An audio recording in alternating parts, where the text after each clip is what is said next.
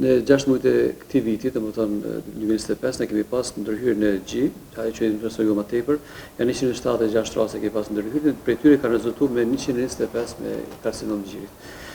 Veçanta e këtij viti është se kemi pasur disa pacientë që është bërë kursimi i domethënë heqjes komplete të gjirit me aksil. Kjo për arsye se ne kemi filluar me metodën Sentinel që ka rezultuar diku me 22 raste që në të kaluar është dashur bëhet komplet distinksioni aksillar dhe heqja komplete e gjirit. Në këtë vit për shkak të këtij intervenimi, për shkak të kësaj metode ne kemi kursyer me 22 raste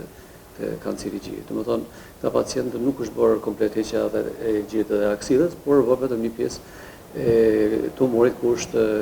identifikuar. Shiko, rritja tash ndryshon prej muajit në muaj. Domethënë, këto vetëm muajt e vitin kur bëhet mbledhja komplete e vitit, atëherë mundem me dhënë shifra të saktë, por përndryshe këto shifra që janë 5 ose 6 raste që janë plus minus, atëherë ne këtu nuk i marrim si të saktë ose një rritje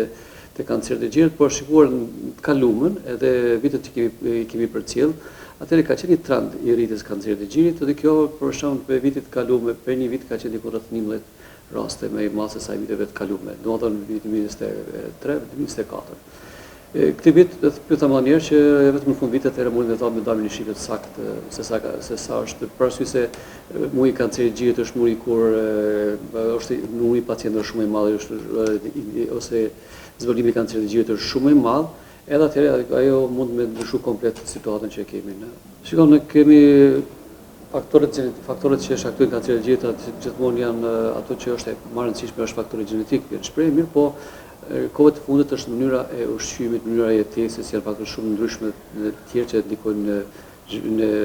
në karcinomin e gjirit. Për shembull, ushqimi me mish, ushqimet e produkteve të qumshtit që nuk duhet të prugo edhe qytetarët, mirë, po në disa studime që janë bërë, kanë rezultuar se edhe produktet e qumshtit të disa pacientë ndikojnë në karcinomin e gjirit. Përndryshe edhe lëvizja me hormone, trajtimi me hormone të disa pacientë për shtatzani ose kundër shtatzanisë, ato janë edhe faktorë që mund ndikojnë në rritjen e incidencës me karcinom të gjirit.